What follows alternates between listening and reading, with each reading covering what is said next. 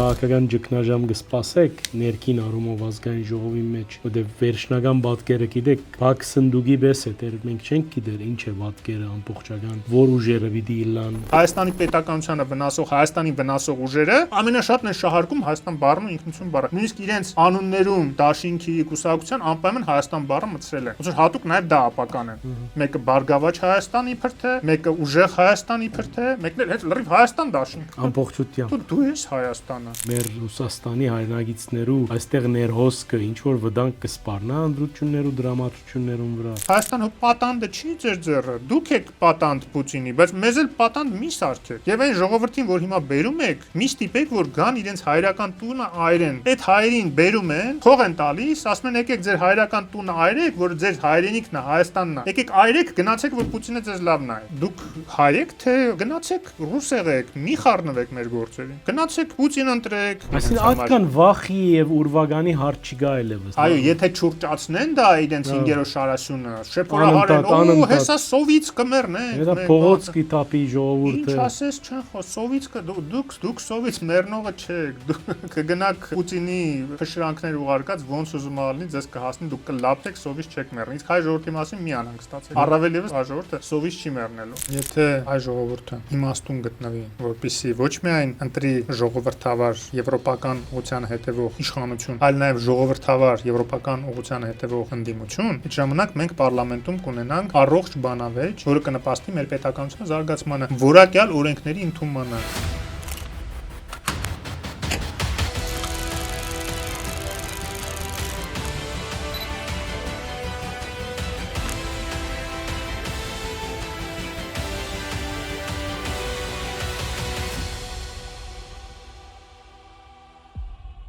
Բարև ձեզ Արևելքի հարթագով, ես Սակո Արյանն եմ, կշարունակենք անգեղծ զրույցներու մեր շարքը, այսօր հյուրս Հովսեփ Խուրշուդյանն է, Ազատ քաղաքացի հասարակական գազམ་ագերբության նախագահ, բարի եկած եք, պարոն Խուրշուդյան։ Վերջին զարգացումները կխոսին ինչ որ ռուսական անհանգստության մասին, հատկապես այս եվրոպական քաղաքական համայնքի ժողովենի հետ, ինչու այս նախանշաններ կան որոշակի ընդրություններով հետ կապված, ընդրություններու վավերականությունը հարցման տակ դնել եւ հիմա գտնե պատկերացուցեք հայտարարել, թե մենք պիտի չընդունենք այս ընդրություններուն արդյունքները։ Դուք ինչպես կմեկնաբանեք այս բոլորը։ Նախ սկսենք նրանից, որ դա պաշտոնական հայտարարություն չի, դա ընդամենը իրենց այսպես շոշափուկներից մեկի արտահայտությունն է, զատու լինի, բայց դա արվում է այն ֆոնին, որ մենք տեսնում ենք Պուտինի կողմից քողարկված սպառնալիքներ, թեև ավելի շատ տնտեսական բնույթի, բայց Ուկրաինայի հիշատակումը նաև կարող է դիտարկվել այլ կոնտեքստում եւ դա հիմա մեր 5-րդ շարասյունը Ռուսաստանը հպատակ եւ Կրեմլի շահերը սպասարկող օգտագործում է, շահարկում է, ասելով, որ դե Նիկոլ Փաշինյանը ասում է, որ եթե մենք գանք իշխանության, պատերազմ կլինի Ադրբեջանի հետ, բայց եթե ինքը գա իշխանության, պատերազմ կլինի Ռուսաստանի հետ։ Հիմա ուզում եմ մի հատ քննարկենք, դա լուրջ սպառնալիք է եւ պետք է հասկանալ ինչքանով է դա իրատեսական։ Եվ քննարկենք թե ռազմական առումով, թե քաղաքական առումով։ Տեսեք, Հայաստանը չունի Ռուսաստանի հետ ընդհանուր սահման։ Ինչ է դա նշանակում։ Դա նշանակում է, որ առավելագույնը կարող է, եթե հանգարց Պուտինը ուզի այդպիսի բան անել, որի հավանականությունը ամեն դեպքում բավական ցածր եմ գնահատում, բայց համենայն դեպս քննարկենք տարբերակներ, սցենարներ, հա, ամեն ինչին էլ պետք է պատրաստ լինել։ Դա ուրեմն իրենց բազան պետք է օգտագործեն այստեղի, որտեղ պաշտոնապես 5, իսկ ոչ պաշտոնապես 3-4 հազար լավագույն դեպքում զինվորական կա, հայկական բանակի քանակը դրա տասնապատիկ, եթե ոչ ավելին շատ է, հա, այսինքն զուտ այդ առումով ուժերի հարաբերակցությունը բավական թույլ է իրենց դիրքերը։ Հետո իրենք ունեն ավիաբազա Էրեբունիում, որը որ գտնվում է Երևանում, հաստացի եւ ընդամենը մի հրետանային համազարգը բավական է, որ այդ ինքնաթիռները ուղղակի օդը չկարողանան բարձրանան, կամ եթե բարձրացած լինեն, չկարողանան վայրը չկատարեն, ստիպած գնան ուրիշ տեղ։ ուրիշտեղ էլ Պարսջուր պետք է գնան, Թուրքիա պետք է գնան, Վրաստան պետք է գնան։ Ունի ներուժ այդ ռազմաբազան, ունի ներուժ բան Խուրշուդյան։ Այո, ինքնաթիռներ կան, դա ռուսական ինքնաթիռներ կան, որոնք որ կարող են վնաս պատճառել։ Բայց նպատակը ո՞րն է լինելու, վնաս պատճառելը, թե այստեղ իշխանություն զավթելը։ Իշխանություն զավթել չեն կարողանալու իրենց զորքերով։ Ինչ որ բացասական վնասարար գործողություն գուցե կարողանան անեն, այդ թվում օրինակ հրթիռակոծեն, հա, ասենք ոնց են ինչ որ տեղեր հրթիռակոծում հեռահար, ասենք կարող Հայաստանի վրա մի քանի հրթիռ օրինակ ուղարկեն, հա։ Եվ ինչ են ստանալու արդյունքում։ Ինչ է, դրանից հայ ժողովուրդը պետք է վախենա, ասի լավ, եկեք գրավեք մեզ գուբերնիա, մենք չենք դիմադրի, մենք կդառնանք ձեր գուբերնիա, ինչ ուզում եք արեք, միայն թե էլ հրթիռ չգցեք մեր վրա։ Ասենք իրենք Ուկրաինայի դեպքում էլ են այդպես հաշվարկում, չէ՞, որ հեսա կվախացնեն, հեսա 7 ժամ են գանցնին, հա, կամ 3 ժամ կգրավեն, փուչիկներով իրանց կդիմավորեն, իրենք չեն հասկանում, որ եթե միջև Ուկրաինայի դեմ հարձակումը իրենց, Ուկրաինայի գրեթե կեսը ռուսամետ էր, գրեթե կեսը։ Այո։ Ռուսերեն խոսալ ընդհանրապես Կիևում որևէ խնդիր չէր եւ ավելին ասեմ, ոնց որ ուկրաիներեն խոսում են ավելի շատ գյուղերից եկած մարդիկ, հա, տեղի բնակչություն հիմնական ռուսերեն էր խոսում։ Հիմա ուղղակի կամավոր դուրս մղեցին ռուսական լեզուն իրենց կենցաղից ուկրաինացիները, ռուսերեն լեզուն։ Եվ ռուսատիացությունը ահարկու չափերի է հասել Ուկրաինայում։ Եթե Հայաստանում միջև Արցախյան պատերազմը, որտեղ Կրեմլը դավաճանեց մեզ Ռուսաստան, դավաճանեց պաշտոնապես իր դաշնակիցներին Արցախում եւ նաեւ Հայաստանի Հանրապետության դեմ երբ որ հարձակում եղավ, էլ դավաճանեց չմիջամտելով, չոժանդակելով որևէ կերպ, որը պայմանագրային պարտավորություն էր։ Այն լոլոները չէին, որ եղբայրական ժողովուրդ եւ մենք գիտենք, որ նա եղբայրական չի, բայց պարտավորություններ կա պայմանագրային, կնքած, ստորագրած Թուղթի վրա։ Այո։ Եվ դրանից հետո սկսեց սթափության շրջանը հայ ժողովրդի հասկանալու, որ առնվազն Ռուսաստանը բարեկամ չի, բայց նաև Արցախի հայության դեպորտացիայից հետո, որը որ տեղի ունեցավ ռուս այսպես կոչված խաղաղապահների մեղսակցությամբ եւ ներկայությամբ, մենք ունենք 30% բնակչություն, որ Ռուսաստանը համարում է սպառնալիք Հայաստանի համար, դա հարցումներն են ասում։ Հիմա եթե այդպիսի բան եղավ, մանր կեղտոտություն, ուրիշ բառ չեմ կարողանա գտնեմ, եթե այդպիսի բան եղավ, իրենք չեն հասկանում, որ այդ 30%-ը դարձնելու են ուղղակի 70-80։ Այսինքն ինչ են ուզում դրան, ինչի են ուզում դրանով հասնեն, չեմ հասկանում։ Ամբողջությամբ հայ ժողովուրդը թշնամի պիտի տեսնի։ Ու ցամաքային օպերացիա էլ եմ ասում, չեն կարող անել։ Ասենք, որտեվ Հայաստանը շրջապատված է 4 երկրներով, եկեք հերթով նայենք, որի միջոցով կարող են անեն։ Վրաստանի միջոցով չեն կարող անել, որոնք պետք է Վրաստանի հետ խնդիր ունենան։ Անկախ նրանից, որ վրացիները հիմա փորձում են հարաբերություններ հետները լավացնեն, բայց պարզ է, չէ, Վրաստանին թույլ չեն տա, որ ինքը թույլ տա, այսինքն արևմուտքը թույլ չի տա, որ Վրաստան թույլ տա իր տարածքով զորք անցնի հակա Հայաստան, հո դա Բելարուսը չի։ Բելարուսի որը կգցեն Վրաստանին, եթե այդպիսի բան համաձայնվի։ Նույնը վերաբերում է Ադրբեջանին։ Էլ չեմ խոսում նրա մասին, որ թե Վրաստան, թե Ադրբեջանը հասկանում են, որ եթե թույլ տան Ռուսաստանը գա Հայաստանը գրավի, հաջորդը իրենք են լինելու։ Իրանը, իհարկե ոչ։ Իրանը տեսավ, Իրանին էլ է թիկունքից հարվածել, Իրանն էլ է դավաճանել ըստ էության։ Պատերազմի առաջին օրերուն շատ կխոսեին գտած։ Այո, ոչինչով չօգնեց Իրանին։ Միայն խոսքով։ Այսինքն Իրանն էլ է բացառվում։ Եվ մնացո Թուրքիան ամենակիչը հավանական է Թուրքիայի միջոցով որ դա տեղի ունենա, ամենակիչը, ինչքան էլ որ դա տարօրինակ կարող է լինի։ Դա հյուսիսի խոսույթն է, որ թուրքերը Այո, այդ առումով ռուսական ներխուժման վտանգի տեսակետից թուրքական սահմանը ամենաապահովն է մեր։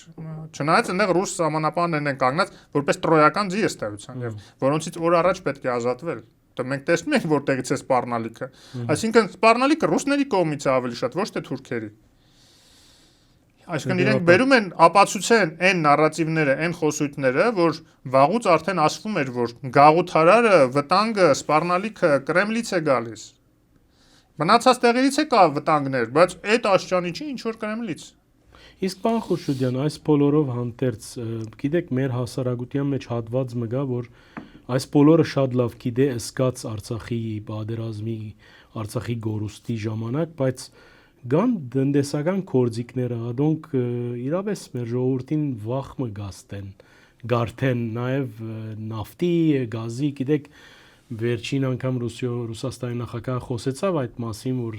ցեզի բարիք կնեմ, այստեղ այն է քինը, այդ դուք շնորհված եք, այդ շնորհքն է մեր եւ այն, այդ զենքերը աստեցիկ են ձեր գարձիկով։ Ուրեմն տեսեք։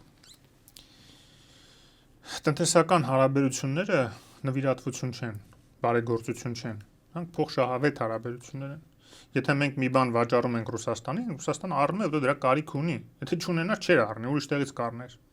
Երբ որ մենք մի բան առնում ենք Ռուսաստանից, ինքը մեզ վաճառում է, որտեղ կարիք ունի վաճառելու, որտեղ շատ տեղեր չեն էլ առնում, սանկցիաների տակ է շատ դեպքերում։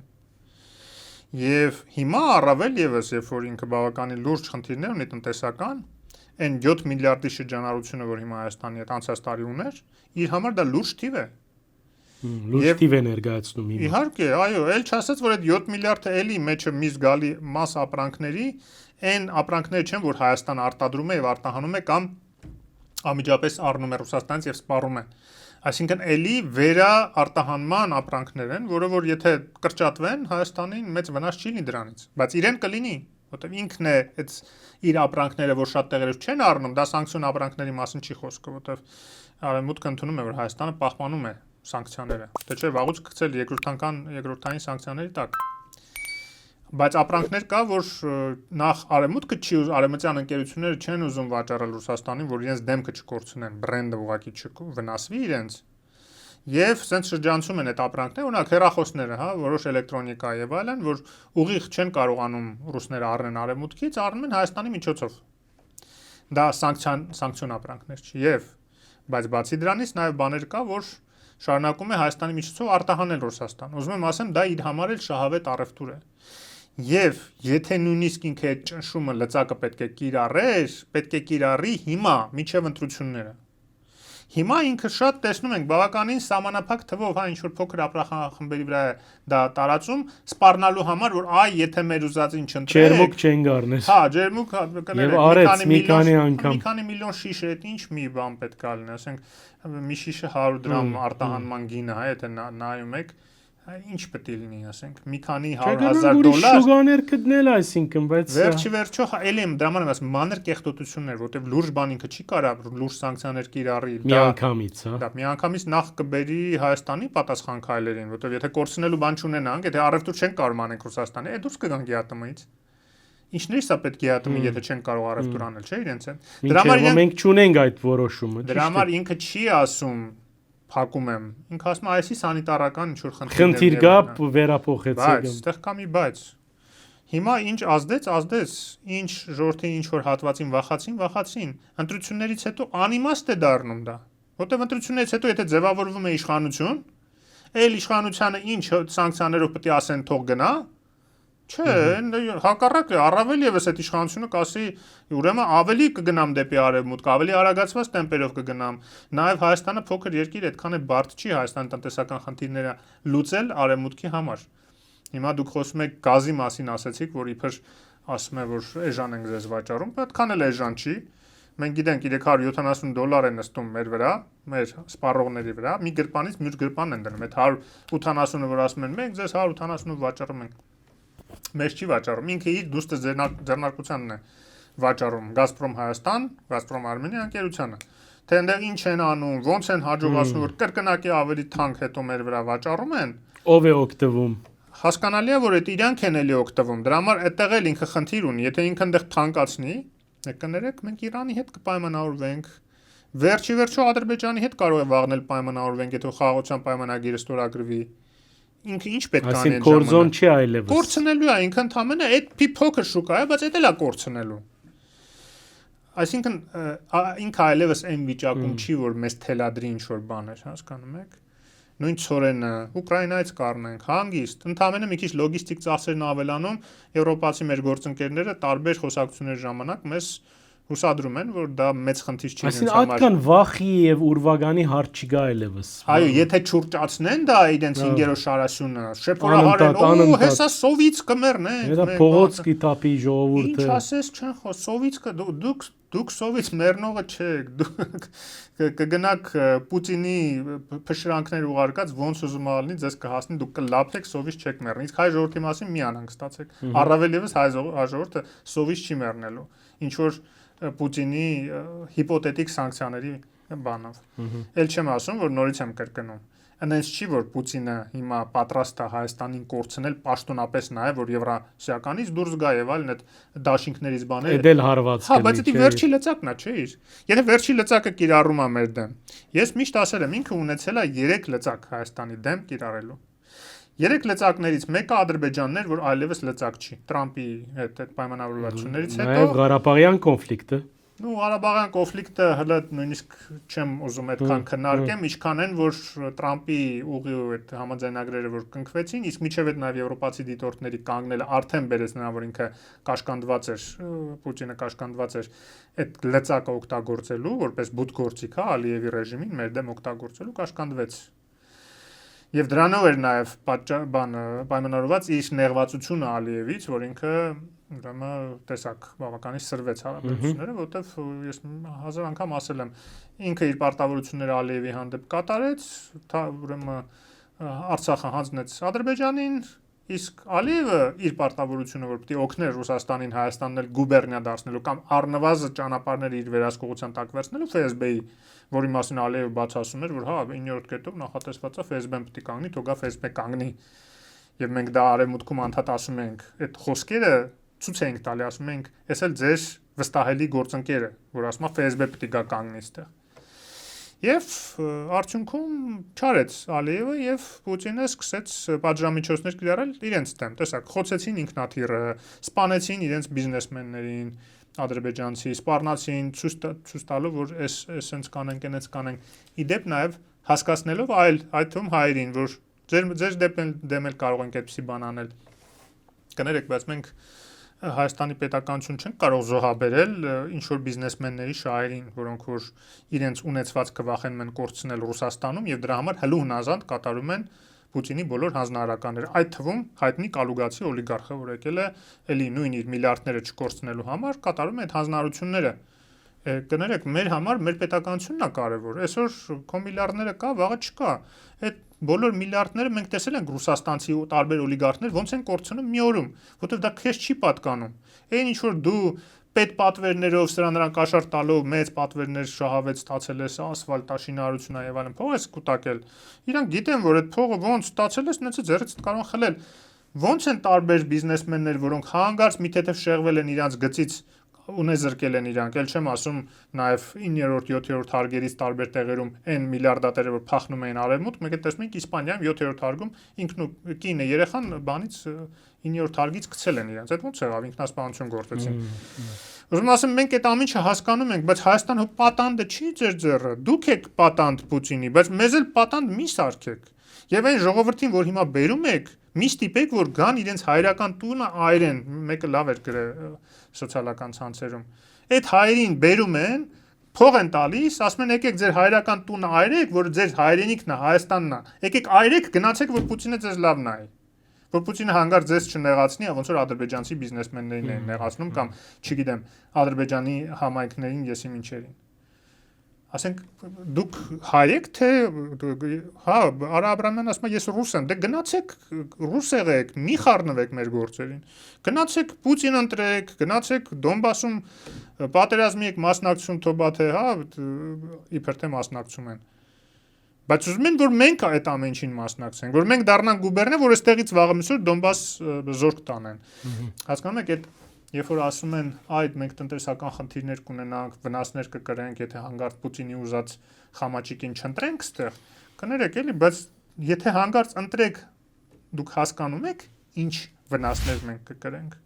Դուք հասկանում եք, որ ինքնիշխանությունը ինչ թանկ արժի, եթե դու ինքնիշխան չես, քո գլուխը որփի պես ով ուզում է խուզում է։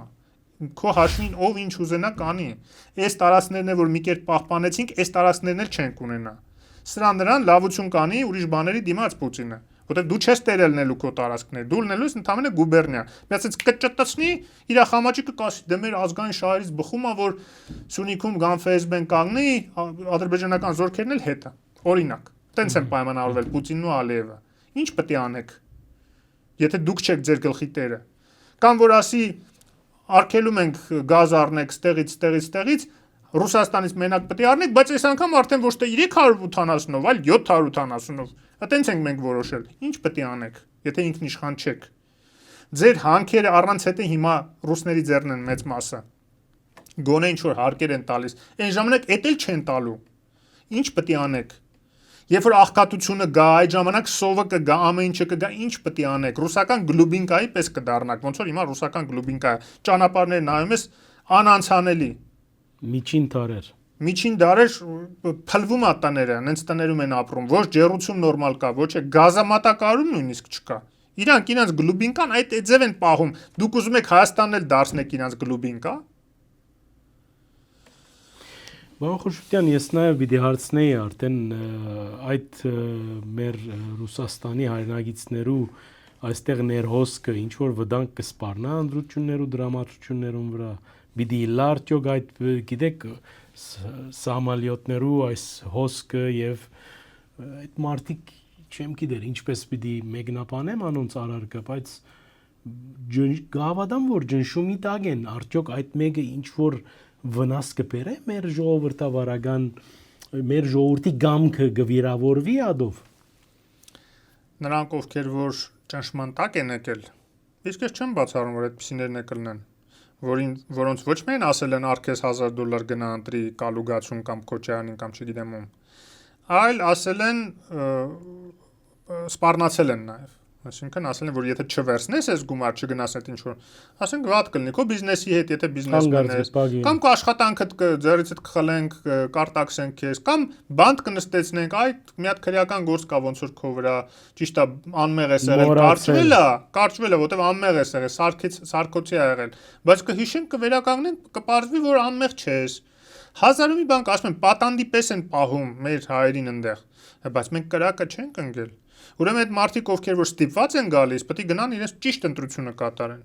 Ոչ մեկ չի կարող Այսինքն եւ հագարագան է։ Այո, ոչ մեկ չի կարող վերահսկել, թե իրենք ինչ ընտրություն են։ Ես չգիտեմ, կարող է այնքան վախեցած են, որ ասեն լավ շարից փորձանքից հեռու գանք ոչինչ հայրական տուն ենք այրում, Հայաստան ենք ոչնչացնում, ինչ ենք անում։ Կարևորը մեր փորը լավ է, այնտեղ լավ փորը sense տեղավորել ենք, էլի, մեր երեխեքի փորերը, մեր կնգա փորը, լավ sense լցրել ենք, լավ ընդ ապրում ենք Ջանդամ թե Հայաստանը ինչ ուզում է թողնի։ Այտենց մտածողներն է շատերը կան։ Ես ինչ ասեմ իրանց։ Սևակի փորը հիշեցին, որ իր հոր մասին չի մտածում, իր փորի մասին է մտածում։ Ես նաև պիտի ուզեի հարց տալ հետընտրական գործընթացներում մասին ինչքանով, որովհետև մի քանի դեղերը տարբեր հարթակներով վրա գխոսվի ապագայունացման մասին, արդյոք եթե ընդդիմությունը այդ ուղիով փորձե երթալ, այդ մեկը կսպառնա Հայաստանին, իշխանությունները պատրաստ են անոր, որովհետև հունիս 8-ի առավոտը գարձեք թե ինչ ալլան արդյունքները, այդպես մենք պիտի չդոնենք ժողովրդավարության հաղթանակը այդ շունչը գա որովհետև մարդիկ քեն պիտի գդրին պիտի չընդունեն այս արդյունքները որովհետև հստակ է որ իշխանությունները առաջադար են այսինքն քախնիկ մճեմ եւ նոստրադամուս մեջել այդ մեկը դեսնելու զգալու համար նույնիսկ Երևանի փողոցներում մեջ ասեք իրավիճակը հրդեհելու համար ցախա պետք Այդ մարդիկ այդքան կան, որ այդ ցախը լինեն, այդքան որակներ ունեն, որ ինքնազոհողության պատրաստ լինեն, որտեղ հասկանալի է, չէ՞ որ իրենք ընդհանրապես լինելու են ցախը, իրենց վառելու են, որ հրդեհվի։ Իրենց են առաջին հերթին վառելու։ Ասենք ո՞նց եք պատկերացնում էլի, օրինակ մի մարդ, որը որ բանի 20 թվականի 40-օրյա պատերազմի ժամանակ Սենց ցուցադրական հանեց, ինչ որ նիվաներ շարեց բան, ասեց, հեսա գնում ենք մի հատ Արցախ կռվենք մի հայրենիքի համար, ասենց մեծ միակույն մեքենաներով գեղեցիկ ոնց որ պարադի հելած նայվող էլի աչքը տեսարան ստեղծեց աչքը գշտացնա հա չգիտեմ միջև Ստեփանակերտ հասան թե չէ ոնց գնացին նույն օրը հետ չհասկացանք ինչ է ավայ այնտեղ երևի մի հատ կրակոց էին լսած չէ հոյսի կամերայի առաջ նկարվել չի ստե բարձվում ինչ որ լուրջ բան է այդում հա ու միանգամից թափով չգիտեմ, այդ ընթացքում հոտ եկավ ճանապարհին, տակները արել էին, թե չէ, էլի։ Հիմա այդ մարդիկ դուք ո՞նց եք պատկերացնում, որ համաձայնվեն, որ այդ նույն մարդիկ են, մենակ առաջնորդին նկատի չունեմ, այդ նիվաներին մեջ նստածները, այսպես ասած, խառոշիները, ցմփորների այդ հավաքածուն ո՞նց եք պատկերացնում, իրանք պետք է գնան ուրեմն բան անեն, իրանք ցախի տեղ այրեն ինչ որ գաղափարների համար, նույնիսկ եթե այդ հանուն իրենց ռուս տերերի է։ Կյանքը սիրելի է։ Կամ այն մարդիկ, որոնք բամբակների մեջ ամբողջ կյանքը ապրել են, ո՞նց եք պատկերացնում, իրենք համաձայնվելու են, այտենց զոհաբերվելու, հա, որ հիմա իրանք մեծ փողեր են ստանում 10-ով շիկ լինելու համար, ու հանգարց իրանք ասեն, այդ փողերը հիմա պետք է լավ ավելի բան անեք, դրա դիմաց ծառայություններ մատուցեք, հիմա արդեն պետք է հայտնեք ինչ որ խժդժություններ կազմակերպեք փողոցներում, ճիշտ է, կարող է հասնի նրան, որ ձեր վիճակը շատ վատ լինի, լավագույն դեպքում բերթերում հայտնվեք, մի քանի տարի այնտեղ նստեք, հովանաք, ո՞նց եք պատկերացնում։ Այդ էլ հո այն մարդիկ չեն, որոնք որ տասնամյակներով իրենց կյանքը նվիրել են պայքարի ավտոկրատիայի դեմ ու հասան վերջ-վերջո հեղափոխության միջոցով փոփոխություններ։ Ես ինչքան հիշում եմ, այդ պայքարի մարդիկ եղել են ու այդ շրջապատել են մեր հասարակության մեջ բոլոր այդ գործընթացները։ Այդ մարդիկ են, որ պատրաստ են ինքնազոհողության, պատրաստ են ծեծել ուտել, բերթերում էլ նստել,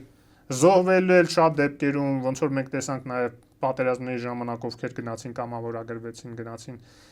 Այդ մարդիկ են այս երկրի աղը, բայց այդ մարդիկ որտեղ են, այդ մարդիկ հիմա համաձայնվելու են, որ պետություն դառնա գուբերնիա, որի համար իրանք կյանք են տվել, որ ինչ որ մի բան մեծահարուստ օլիգարխ կալուգայից կամ չգիտեմ մեկ այլ ստեղ փողերը թալանած սեփական երկրի գանձարանը թալանած մեկը ոչ պակաս օլիգարխ 100 միլիոնավոր դոլարների հայցեր կա Ռոբերտ Քոչյանի հանդեպ էլ ասենք կամ նա գա իշխանության, ասենք այդքան պայքարել են մարդիկ, որ էլի այս մարդիկ գան շարունակեն իրենց սև գործը։ Չկան այդքան Ինգերո Շարասյան ներկայացուցիչները, առավել եւս որ նաեւ հասարակությունը իրենց տոն չի տալու, հիմք չի լինելու, այսինքն իրանք մի քանի 100 հոգով ոնց են ստեղ խժդժություններ կազմակերպելու։ Նույնիսկ եթե կայծ տալու իմաստ ունեն, ասենք նպատակ ունեն կայծ այնքան որ գցեն, հետո պետք է ցախը լինի, էլի եմ ասում, իրանք պատրաստ չեն այդ ցախը լինելու։ Իսկ Ռուսաստանից ուղարկած ինչ որ մարդիկ, որ կարող է հանգարց այդ խժդժություններին մասնակցեն, շատ շուտ կչեզոքացվեն, հա, բարեբախտաբար ես արդեն զգում եմ, որ մեր իրավապահ մարմինները գնալով ավելի են նմանվում պետական, իրոք լուրջ ինստիտուտների եւ գնալով ավելի են թուլանում ռուսական ազդեցությունը դրանց վրա, որը որ շատ կարեւոր է։ Եվ վերջիվերջո պետք է լրիվ մաքրենք այդ ազդեցությունները ռուսական, որտեղ նաեւ այնտեղից է սպառնալիքը հիմնական։ Տարօրինակ է, չէ՞, որ որտեղից որ սպառնալիքն է մեր երկրի հանդեպ, հենց այդ երկիրն էլ ունի ազդեցություն որոշակի, թեկուզ նվազող, բայց էլի որոշակի ազդեցություն մեր տարբեր իրավապահ եւ անվտանգային ծառայությունների վրա։ Խոշուդյան, խոսենք քիչ մի Եվրոպայի մասին, դրված ըլալով որ դուք վերջերս այցերով կմասնակցիք տարբեր մագարտակի ժողովներու, նաեւ Երևանյան այդ մեծ հավաքին մասնակցեք։ Խորքի մեջ Եվրոպայի ակնկալիքը ինչ է Հայաստանի այս ընտրություններն մեր ժողովրդավարության թեմքը դեսնել, թե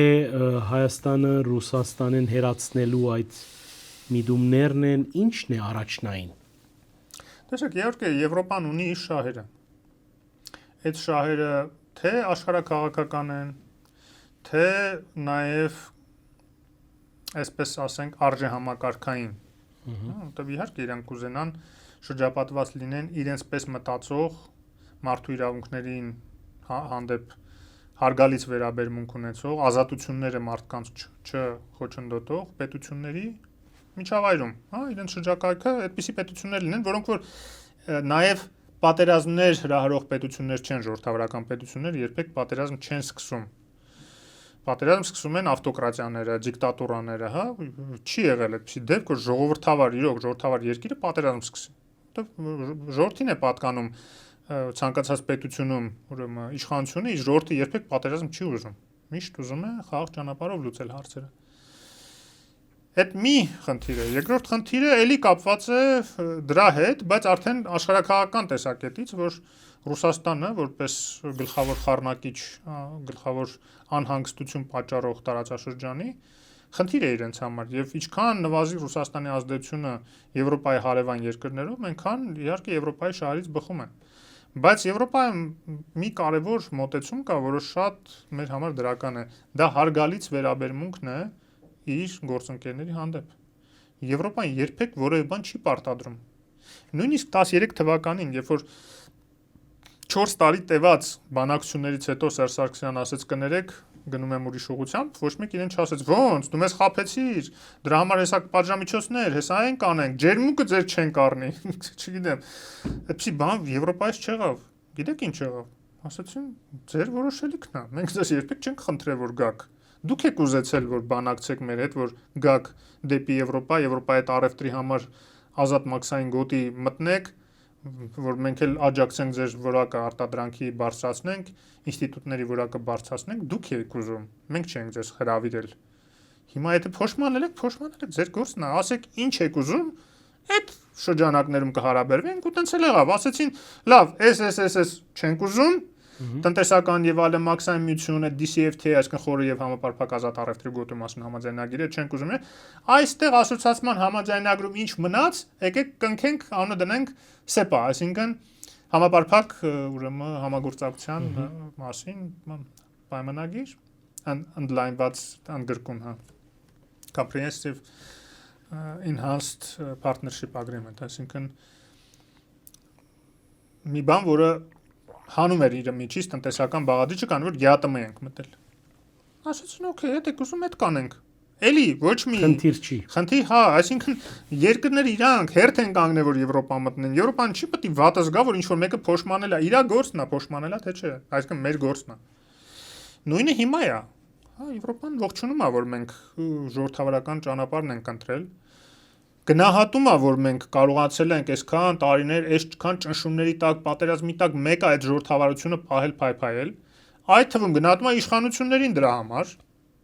բայց միաժամանակ չի պարտադրում որևէ բան։ Բայց եթե կա պարտադրանք ուրիշ տեղից, ինքը պատրաստ է մեզ օժանդակի, որ այդ պարտադրանքին չենթարկվենք։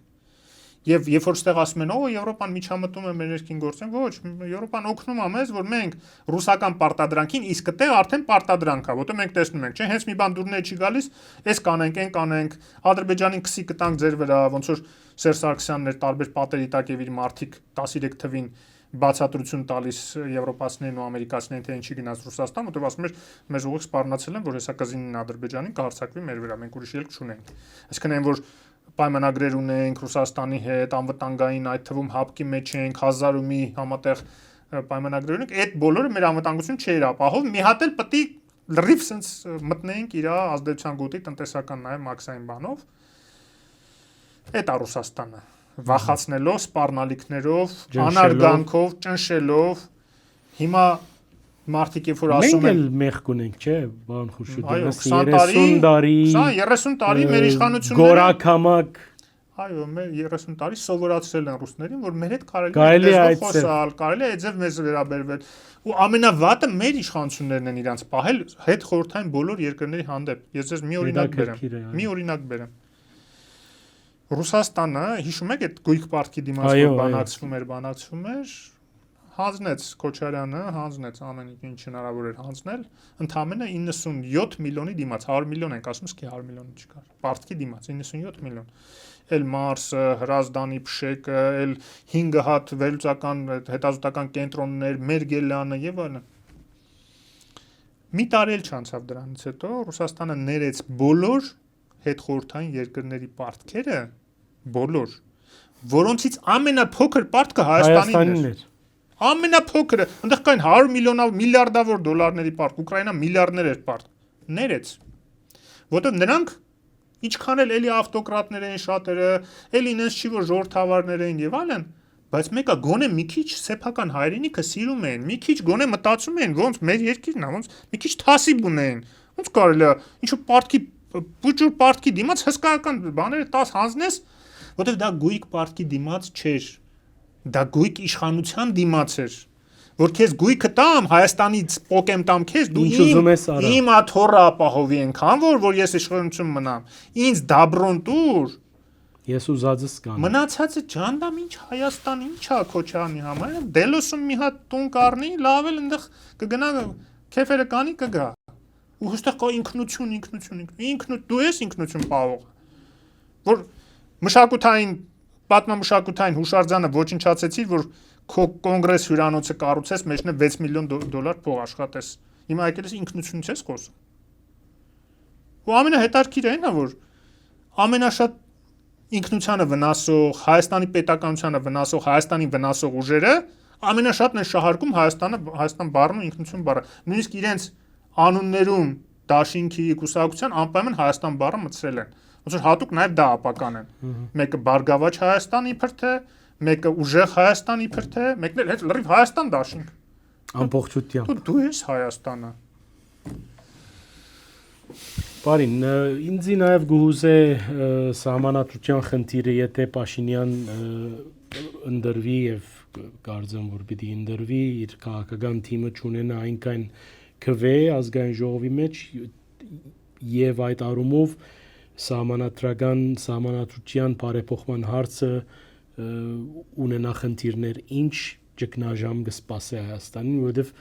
նաև Ադրբեջան, Հայաստան առանցքով այդ մեկը գտի դարգվի, բազում աղբյուրներ այդ մասին կխոսին եւ այդ առումով իշխանություններու համար մեկ խնդիրները մեկն է գգարձեմ։ Դե բնականաբար, եթե հանգարտ փորձ արվի արդեն ունեցած պայմանավորվածությունները Ադրբեջանի հետ ողորմե անել, իսկ Ռուսաստանը դրան է տանելու։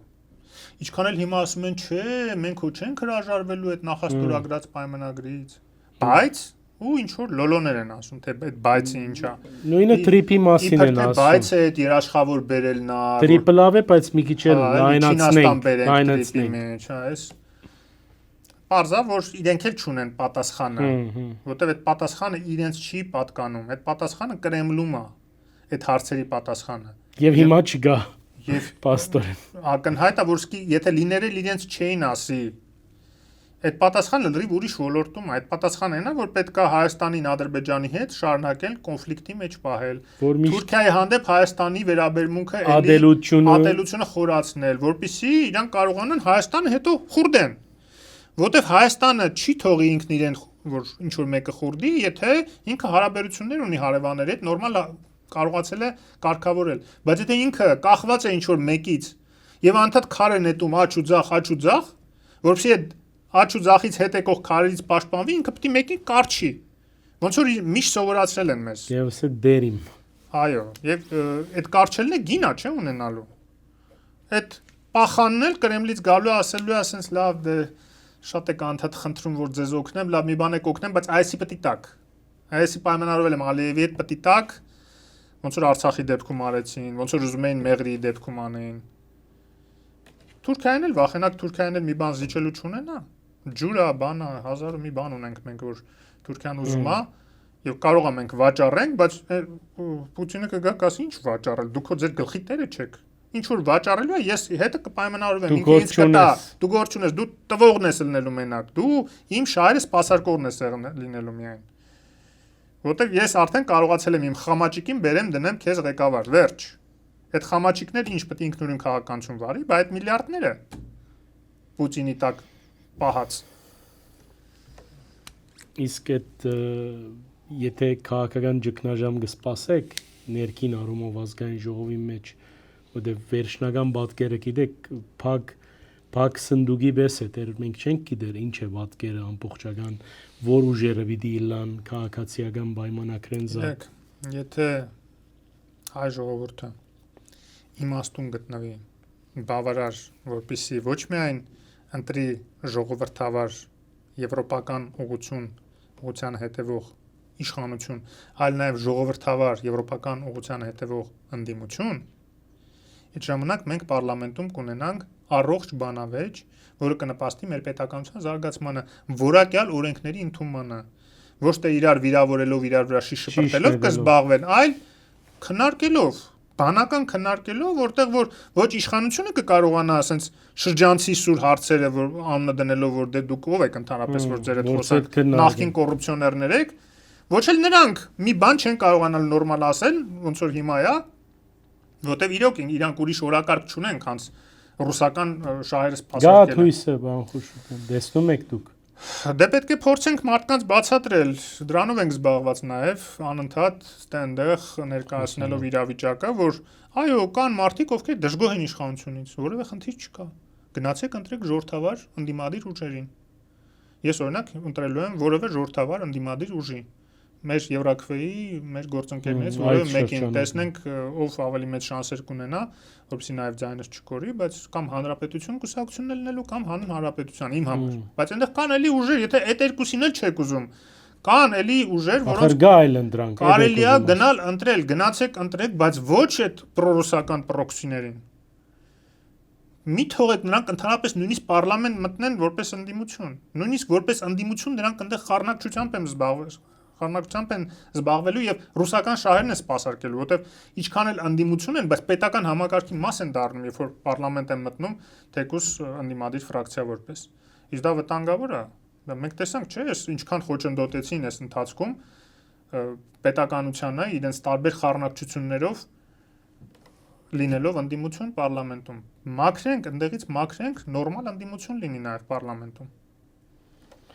Ձեր վերջին խոսքը խնդրեմ, սա մեր նախընտրական վերջին հարցազրույցն է ձեր հետ եւ առաջիկային եթե հանդիպինք նոր իրավիճակ կլա Հայաստանի մեջ, ինչ ասելիք ունիք արևելքի դիտողներուն, որոնց համար դուք ասեմ մեր հարկված հյուրերը մեկն եք, այսինքն մեր դիտողները հաջող կսպասեն ձեր ելույթներուն։ Շնորհակալություն։ Ես կարծում եմ, որ սա կարևոր գործ է լինելու յուրաքանչյուրիս համար։ Սա այն դեպքը չի, երբ որ տունը նստած կարելի է սпасել, ասել դե լավ, մի բան կլինի։ Կամ լավ, մեկ է կընտրվեն այն ուժերը, որոնք ես ուզում եմ, որ ընտրվեն։ Կամ մեկ է ես բան չեմ կարող ազդել, կամ ժամանակ չունեմ դրանով զբաղվելու, հա։ Չէ, կես ժամ, մի ժամը տրամադրեք, անպայման մասնակցեք, եւ ոչ միայն դուք մասնակցեք, հորդորեք, համոզեք ձեր շրջապատում, եթե գիտեք մարդիկ, որոնք այդքան էլ քաղաքականացված չեն, այդքան էլ կարևոր չի իրանց համար ընտրությունները, չեն համարում, որ իրենց ձայնը նշանակություն ունի, չէ, շատ կարևոր է լինելու, նույնիսկ մի ձայնը այս անգամ կարող է վճռորոշ դեր խաղալ, օրինակ ճիշտ ընդդիմություն ունենալու հարցում պարլամենտում, հա, որը կարողանա ձեր դժգոհությունները նաև հայտնի, փոխանցի եւ նաև հաշվետու պահի իշխանություններին, որ չլճանան, որովհետեւ նաև միշտ վտանգ կա, որ երկար են մնում նույն տեղում իշխանությունները, միշտ վտանգ կա եւ լճանալու եւ կոռուպցիոն ռիսկերն են ավելանում եւ մենք էլ բազմիցս բարձրաձայնել ենք տարբեր խնդիրների մասին, ել չեմ խոսում կադրային քաղաքականություն իշխանությունների, որ աղետալի է ուղղակի եւ այլն։ Այդ ամեն ինչը հասկանալով, ով որ չի ուզում իշխանություններին վերընտրի, թող գնա ընտրի այնպիսի ընդդիմություն, որը գիտի, որ ժողովրդավարական իրենց շահերը, ժողովրդի շահերը սպասարկող, այլ ոչ թե Ռուսաստանի շահերը սպասարկող ընդդիմություն է։ Ուրիշ տարբերակ չունենք։ Այս գոնե այդ 5 տարի մեկ մենք մեր պարտքը քաղաքական առումով պետքա կատարենք եւ ճիշտ իշխանություն ընտրենք։ Եվ մաքրենք վերջապես այս պատեհապաշտ օլիգարխախառ այս ուժերից մեր քաղաքական դաշտը։ Անգերձ զրույցեր, շնորհակալ եմ։ Ես եմ շնորհակալ։ Կհանդիպենք ընտրություններն հետո մեր ագնտիրներուն հիշեցնեմ, որ հյուրս Հովսեփ Խուրշուդյանն էր, նաև հորդորս ցեզի արկելի հետևողներ լայք մսեղմեցեք, մեկնաբանեցեք, տարածեցեք մեր տեսանյութերը, այդպիսով խթանած գլակ վստահեմ անգախ մամուլի մեր առաքելությունը բարի մցես։